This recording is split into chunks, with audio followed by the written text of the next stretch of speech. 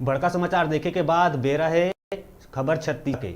सरगुजा संसदीय क्षेत्र के प्रेमनगर, भटगांव और प्रतापपुर विधानसभा क्षेत्र में होए मतदान के मतगणना बर सूरजपुर जिला प्रशासन द्वारा मतगणना के तैयारी पूरा कर लिए गए है। सरगुजा लोकसभा क्षेत्र के अंतर्गत सूरजपुर सहित सरगुजा और बलरामपुर जिला मुख्यालय में 23 मई के मतगणना के कार्य संपन्न होना है। आप मला बता दें कि सूरजपुर जिला में पर्री स्थित ITI भवन परिसर में कड़ा सुरक्षा के बीच मतगणना के कार्य संपन्न होना निर्धारित है।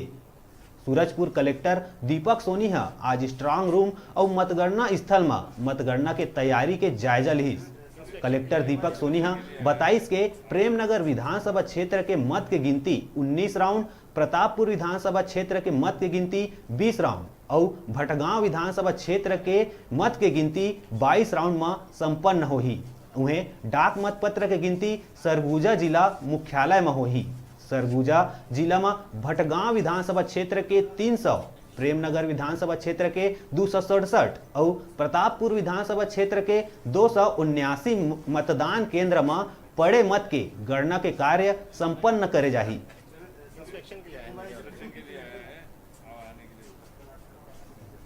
लोकसभा क्षेत्र के जो है काउंटिंग हॉल्स तैयार कर लिए गए हैं। सभी काउंटिंग हॉल्स में 14 टेबल लगाई गई है।